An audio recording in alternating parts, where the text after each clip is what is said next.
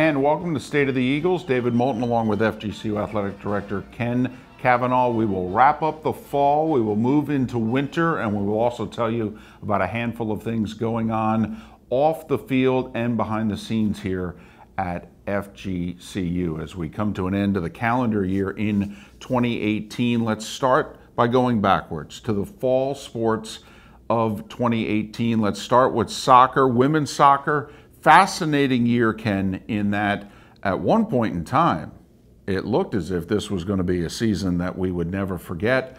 And outside of really about a week and a half, it was.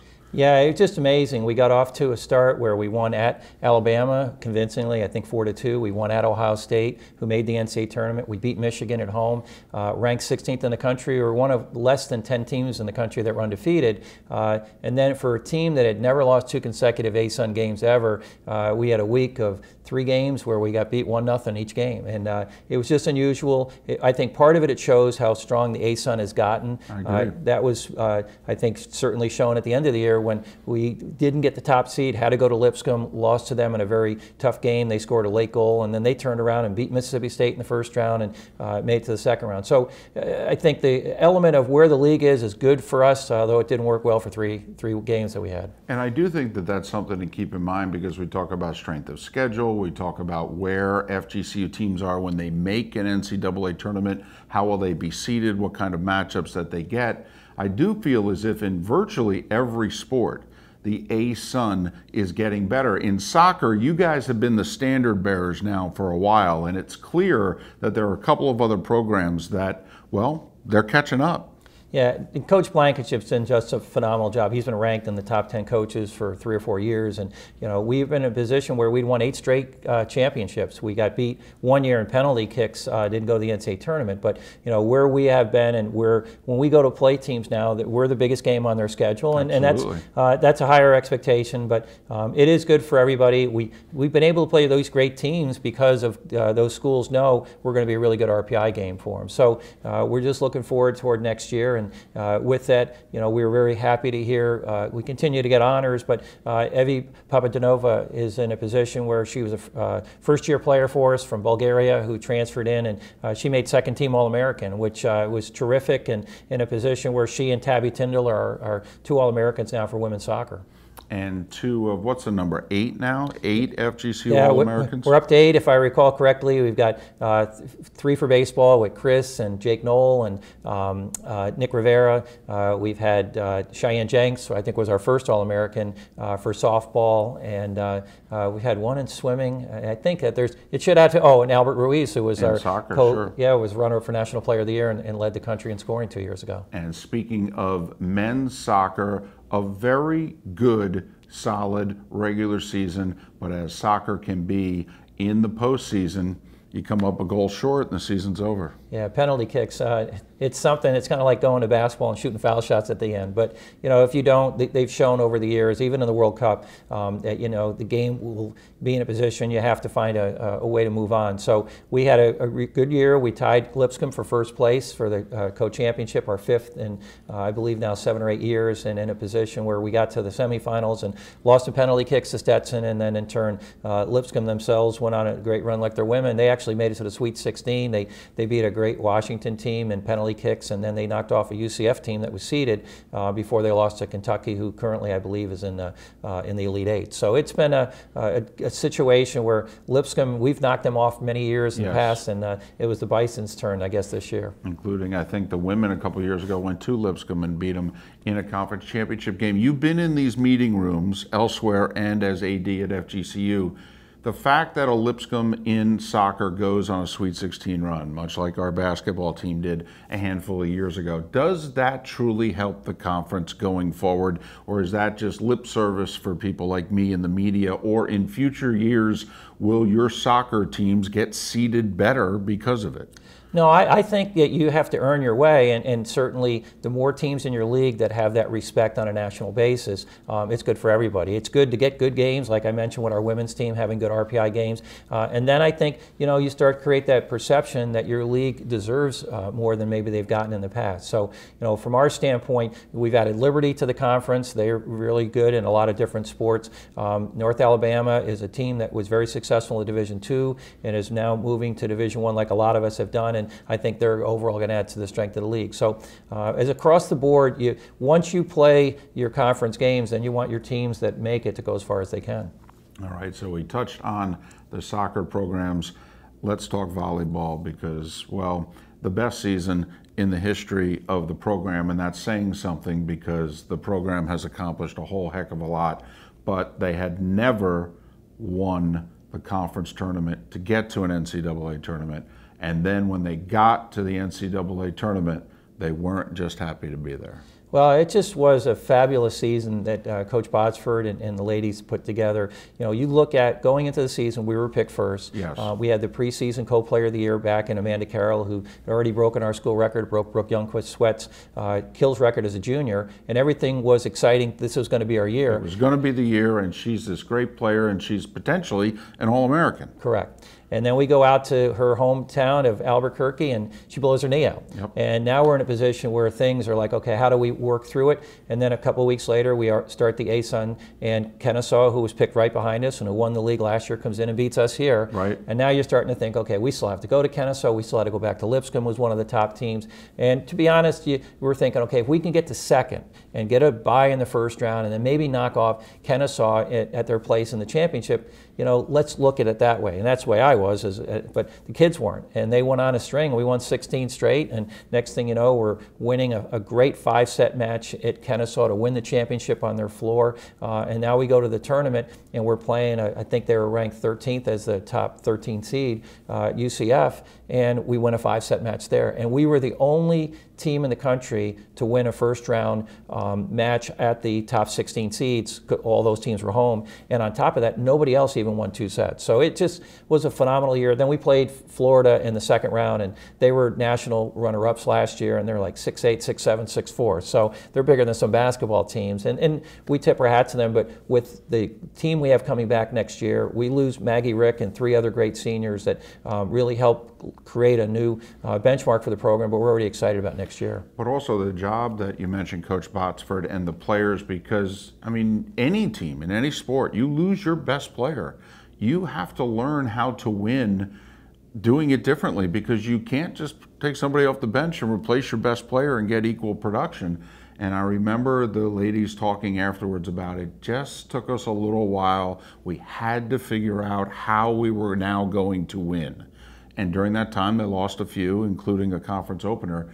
But then once they figured it out, well, it was that great run. Well, and Coach did mention Sharonda Pickering, who came in and she's had to switch positions, and she not only made first team all conference, but she broke the record for the best hitting percentage in the season. I think she led the conference in that area. It was one of the top 2 or 3 in the nation, and that was playing a new position because of the injury, and they had to readjust the lineup. And then Dana Exner, who was our freshman libero, she was in a position, she not only as a freshman made the all-freshman team and was named the freshman of the year, but she was named the defensive player of the year in a critical spot defensively, and I think, again, all those individuals into new roles and having to assume different leadership with Amanda being out really was terrific. And then Amanda did an awesome job as a student assistant, per se, helping out the team. So we're really so proud of what those ladies did, and again, it's a new benchmark for another program. And as you mentioned, they not only beat UCF, they beat them on their home floor, and that was essentially the Florida Regional. Yeah. It was Florida, FSU, UCF, and FGCU, and it ends up being FGCU and the Gators in the Florida region final, if you will, which is really quite an accomplishment. And it was, the way they do it other than basketball, they really keep teams closer regionally just for cost standpoint. So of the 16 regions, ours was the second most difficult. I think Texas had Rice and Texas State and somebody else that was just ahead of us. But it really put a premium when you got Florida and Florida State playing each other in a first round match. Right. It shows you how, I think one was 18th in the RPI and another one was 27th. But we were top 50 ourselves. We were 47th, and I think we'll, in the final rankings be even higher because of that win at UCF and playing a strong UF team. And a lot of players coming back in volleyball, a lot of soccer players also coming back for both schools. Cross country, I believe women 4th, men 5th, if my memory serves me correctly. But there were some great individual performances this year. Yeah, just even the 4th and 5th, some people may not realize, again, how difficult it is for our program. Most of the teams that we compete against have track programs. So they have indoor and outdoor track. They have more scholarships that they can put into distance runners where we're limited. And it's, you know, the weather down here in Southwest Florida in September and October isn't always as friendly between lightning and humidity. But our coaching staff, Cassandra has done a terrific job. Our Geo Cruz, who helps her out, used to be our best runner, probably is still our best runner ever from the men. It was an all-region performer in the NCAAs, and now we got another one this year. Carly Lutzow, who had a great year, was all-conference as a junior, finished 3rd this year, was all-conference again, and then she took it to another level in Tallahassee at the NCAA South Regional and finished 16th, which not only gave her all-region because it was top 25 in the group, she was also the highest finisher of any ASUN runner, including the individual from Lipscomb who won the conference meet a couple weeks ago. So it's just terrific to see how they finished so strongly. So that is how the fall ended up in the respective sports. We're about a month into the winter season as we record this, and the men's basketball team has had to deal with something they haven't had to deal with in a long time, maybe from when you first became athletic director here, which is losing. And also, they're having to deal with the fact that maybe they have as much turnover on the roster as this program has ever had, even going back to their Division II days. They snapped a 6-game losing skid with a win at Oral Roberts a short time ago. This is a first-year coach, a program in transition on the court. It's an adjustment for you also to have to well, know going into a season you might have to experience some growing pains. Yeah, we just have to have patience. And in the long run, first of all, we're undefeated in the conference. We're 0-0, and that's the most important part of the year. We're not at a point yet that we can expect an at-large bid like we have talked about with some other teams and we've witnessed. So for us at this point, you take a team that really has no starters back. We have some kids that started a few games. You lose a player of Zach Johnson's caliber. We were not expecting to lose Zach. We understand and appreciate his opportunity that he had, but we take someone who is not only projected to be our best player and our point guard, which is a critical role. And would have been a senior captain also. And if you think about it, even if you have one player who's the voice, who's the leader, everybody can rally around. Now, as you mentioned, 5 new starters, but also there's no guy who's ever been the guy amongst them. So I have seen, just by watching them on the court, they're all right now still kind of looking around, kind of like, who are we going to follow? Yeah, and as most of us know, in college basketball, the point guard position is critical. And we're in a position where, you know, to fill that role, and Zach was, I think, going to be the preseason player of the year in the conference. And, and right now, I think he's probably the best player on Miami's team. He is. So from all that going on, you settle in, you've got a lot of new players, and they're working at, and we played a difficult schedule. We played at Michigan State, and we lost by 20, and UCLA lost them by 20 on a neutral floor. And, you know, we played Illinois State, one of the top teams in the Missouri Valley. Toledo's one of the top teams in the MAC. So we haven't just been playing a cupcake schedule. So now we got to get used to it because Lipscomb and Liberty and some of the teams in our league have been playing really well. So I think the adjustment that win at Oral Roberts on the road, you know, is a team that we revenged a loss last year, is hopefully the part that's going to push us in the right direction. Well, and you mentioned a tough schedule, and it's not going to get easier before conference play. There's 4 games between now and conference play, and 3 of them are at UMBC. They had a big win last year, Cinderella. I remember. And Florida and Ole Miss are the other 2. So 2 SEC teams and the 16 seed that knocked off Virginia. Those are 3 of the 4 games really before conference season gets underway. Meanwhile, the women also with some turnover. They lost 5 of their top 8 players from a year ago, but he's been down this road before. And he had a few more people that had been around the program for a little bit longer. It's taken an adjustment. The women have played a tough schedule, but at the time that we taped this, they've won 4 in a row. Yeah, again, I think the system that Carl has developed and putting new players in, but I think part of it was we had 4 players that last year were sitting out as transfers. And to practice every day with that system is critical. So we're off to a good start. We're 6-2 as we tape, and nice big win against St. Francis, who went to the NCAA tournament last night on the road. And you know, we're throwing the threes. I think we shot 52 last night. So the team that recaptured their record last year for the most in a season is hopefully going to have a chance to break it again. But we've had a lot of younger players step into new roles, and the newcomers that have now had their first chance are doing so. And we went to Hawaii and played a very good Stanford team, who I think was ranked 7th in the country at the time, and we were down 4 at half, and their height just caught us at the end like they did in the NCAAs. But American, who we beat, was in the NCAA tournament and host Hawaii, and we beat Houston, who potentially is going to be the best team in their conference other than UConn. So again, we still have, I think, Duke. We got to go to Duke over the next couple of weeks. So we test ourselves, and that's an opportunity for Carl and the ladies hopefully get prepared to hopefully go back to the NCAAs. I'll say this, because success is almost now expected in women's basketball. Outside the 2015 team, I still feel is the gold standard team on the women's side, one of the 2 teams to win an NCAA tournament game. And I think until somebody goes to the Sweet 16 on the women's side, that one is going to be the gold standard. This team, though, is the fastest, most athletic team that I've ever seen FGCU have. The ceiling for this team, I think, is really high. I know Coach Semesco has talked about right now our floor is a little lower than I'd like, but Ken, the ceiling for this team, I think, is right up there with any team that he's ever had. Well, I think he has the most depth that we've had. I think the main issue, and a lot of people I talked about it myself, we talk about the threes, but the team that really solidifies what we've done, or I guess the characteristic has been defense. People that really understand our program understand how great the defense we've played over the years, and I think that's the one area that, in just talking to Coach earlier today, that's an area he wants to continue to work on, and I think if we can get to that level from what you stated and the depth that we have, there's certainly an opportunity for them to do that. And we have one other thing to talk about the women's basketball staff and about Coach Semesco. What's that? A big number, 500. Yes. Well, now, see, it's funny. This one kind of crept up on me out of nowhere. And I'm the numbers guy here with FGCU Athletics. See, I only count his wins here. And all of a sudden during the offseason, somebody added up those 61 wins before he got here and realized, well, wow, he's really close to that big magic number. Yeah. He seemingly could care less about it, but yes, he entered this season needing 4 to get to 500, and Carl Semesco, and because of it, you get to that magic number and you start getting on certain lists. He's between all-time wins and winning percentage, I think he's top 5 all time. And the other thing that FGCU is about to do at the end of this year, I guess you have to reach a certain minimum number of games for the NCAA to consider you in amongst their all-time Division I records.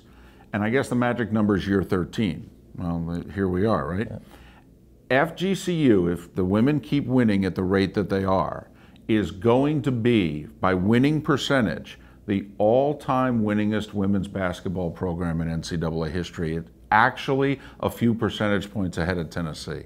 It's phenomenal, and again, I think you mentioned it, all-time top 5. I think currently he's the 3rd winningest coach behind Coach Auriemma at UConn, and I think Kim Mulkey at Baylor. I think that's the 2nd one, but it's just unbelievable. You're talking with a guy who had a program that started literally playing their first practices on asphalt and didn't have a home court, and to be in a position where the number of teams that we played, that we've beaten, it's certainly been a remarkable accomplishment, and credit to not only Coach, but the tremendous group of assistant coaches who are former players that he's had in his program that have made that legacy go on even further. He was ahead of the curve in terms of how to play. If you look at the NBA and the rest now of college basketball, they're all actually beginning to come to where he was 15 years ago. Yeah. He was ahead of the curve, literally, in how the game was going to be played, which in some ways has made it harder for him to keep the success that he's had here, because others are now playing that way and others now know how to defend it. Yeah, that's, I think, the key, is that because they see it in practice more often, they do have a better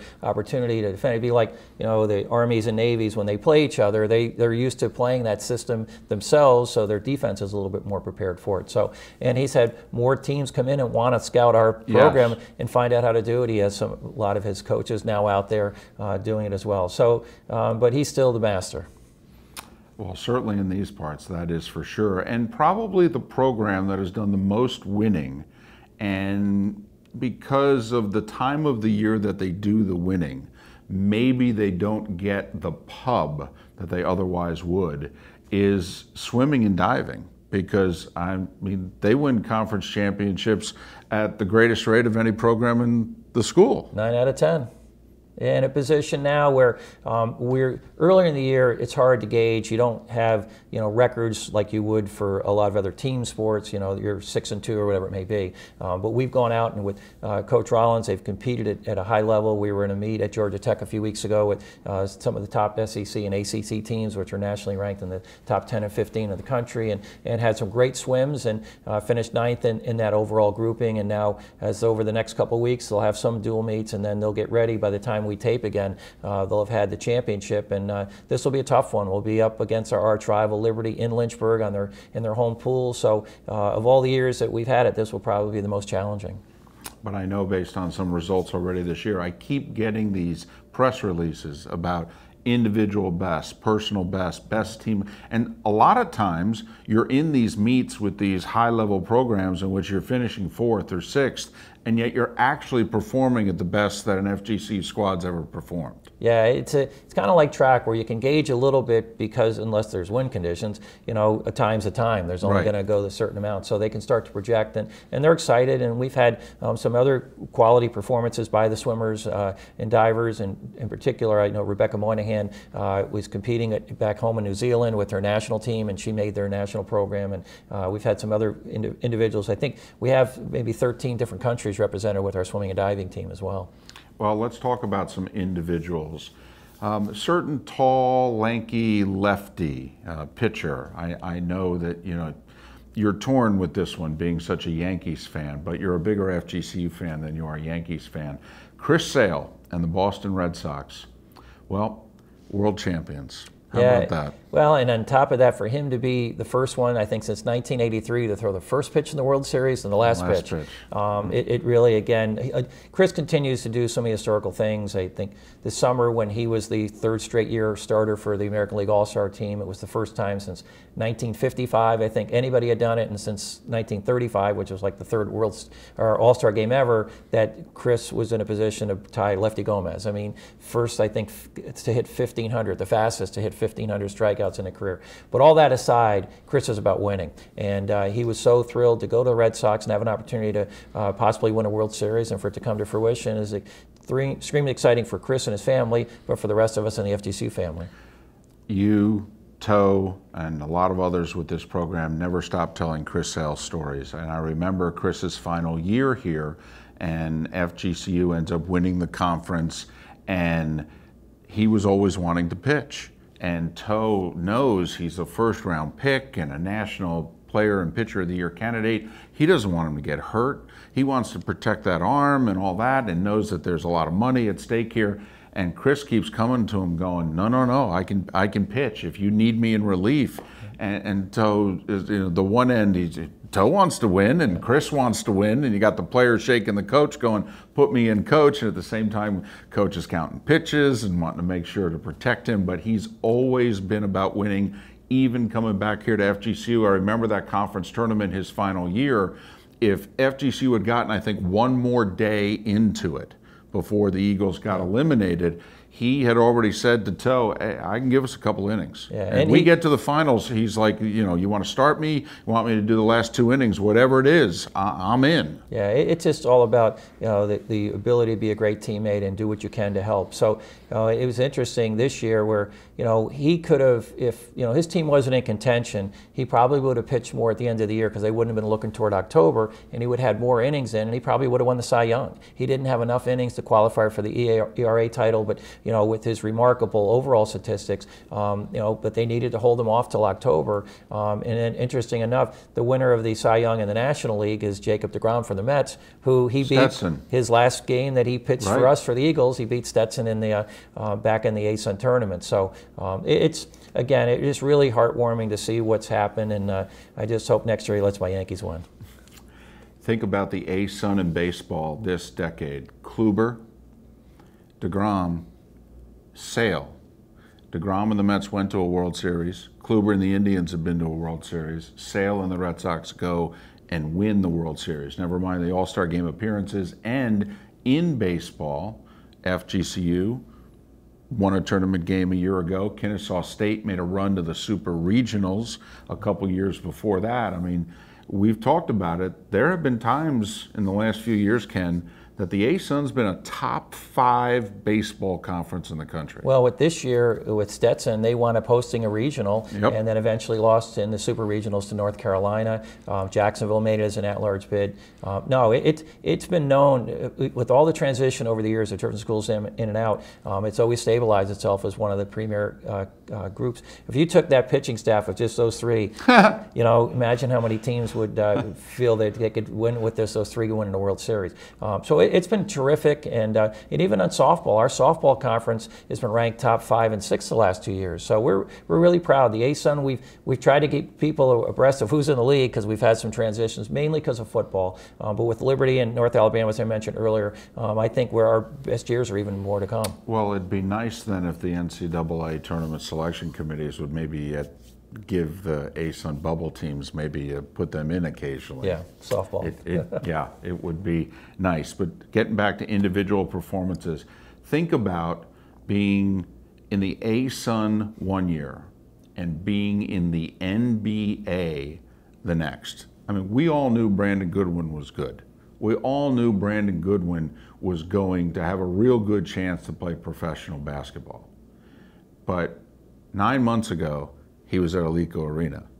And at the time we were taping last night, he was in Orlando for the Denver Nuggets. I mean, that's remarkable. No, it really is. And he certainly had a great summer with the Memphis Grizzlies and, you know, performed extremely well, but it just didn't look numbers-wise it was going to happen. And so he wound up playing for their G League team. And I think most people figured, well, maybe he'll get an opportunity at some point being in Memphis with the Grizzlies to get a call up on an injury, whatever. But he did so well that the Nuggets reached down and said, hey, we need you. And now he's a member of the Denver Nuggets team and our first NBA player. So we're really proud and excited for Brandon, and in a position where we're looking forward to him hopefully getting a chance to stick around with the Nuggets for a long time, and if not, somebody else get the chance to take him. And a testament to Brandon Goodwin, besides the obvious accomplishment, is that Memphis is a team in transition and rebuilding. Yeah. And I was thinking like you, well, then there's a chance later on in the year, some playing time will open up, Brandon gets called up, he'll play kind of like the AAA guy in baseball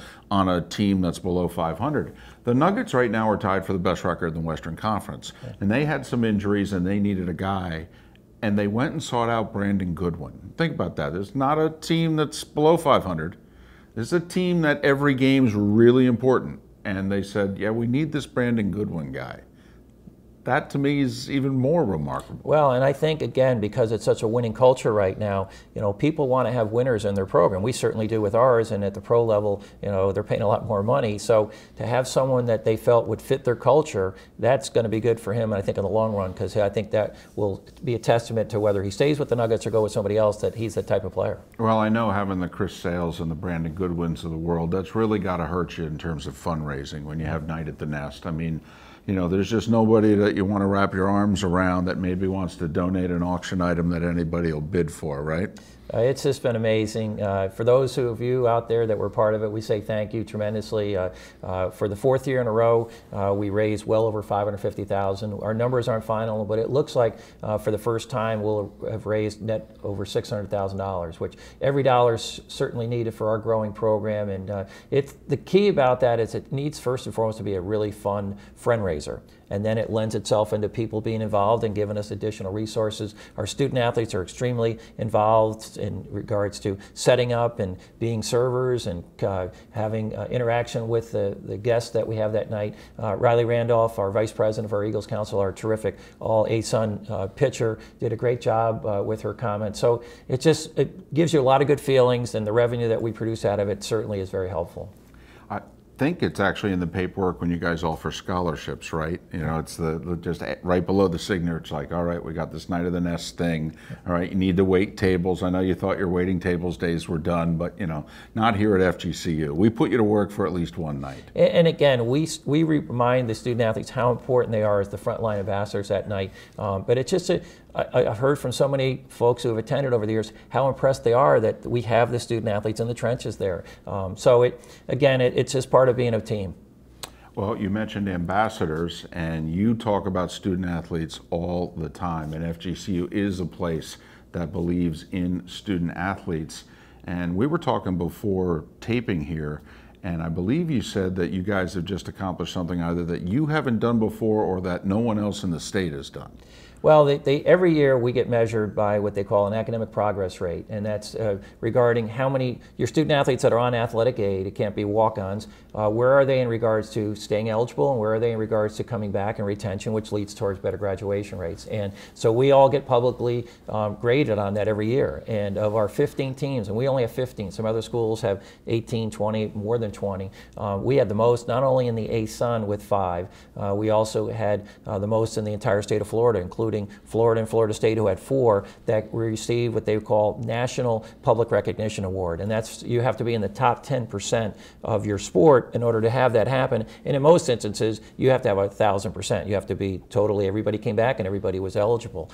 So we are extremely proud of that. It shows a great job that our coaches are doing, first and foremost, bringing in quality people, and then working with our academic staff and our faculty to make sure they're doing well in their chosen major. And with that, the end results are something we're extremely proud of. Well, and usually at the end of the year when we have the season-long academic stats, once again, the athletic department's population seems to always to outperform the general student population, which when you consider the time demands and all that, is an accomplishment in and of itself. Well, our main responsibility every day is to bring positive publicity for the university. What we do academically, what we do athletically, what we do as ambassadors, whether it's community service projects that our student athletes and teams are very involved with, or just being at the airport or somewhere in public where people see us with the FGCU logo and they hopefully get a positive feeling. So, you know, it all fits into it. We are hoping that we will have our 19th straight semester that we can talk about next time we tape in terms of exceeding the undergraduate population.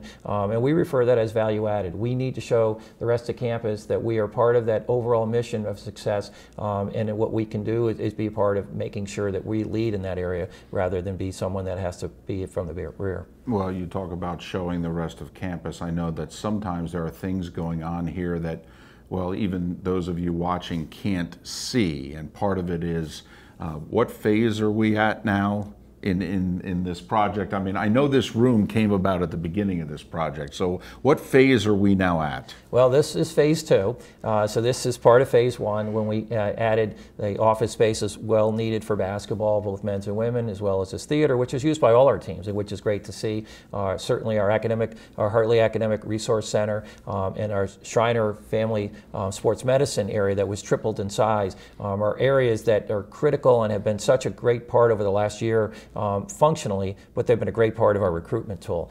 Now what we need in phase 2, we have the Sublette Family Fitness Center that we're looking to take over full when they open up the new student athlete, I think it's Health and Wellness Center, that just started groundbreaking about 2 months ago. They're hoping by this time a year from now that building will have a ribbon cutting ceremony, and then we will take over not only the fitness center for enhancements to make it better suited for Division I athletics, but more importantly when it can add additional locker room space over there, that we can take our current men's and women's basketball locker rooms, provide them more space, a lounge, and areas that we need to make it more functional for them, but again, part of our recruitment. So the volleyball team as well in this building will be helpful, but we need to raise about another $1.5 million, so if you have a checkbook, we would be very happy to talk to you.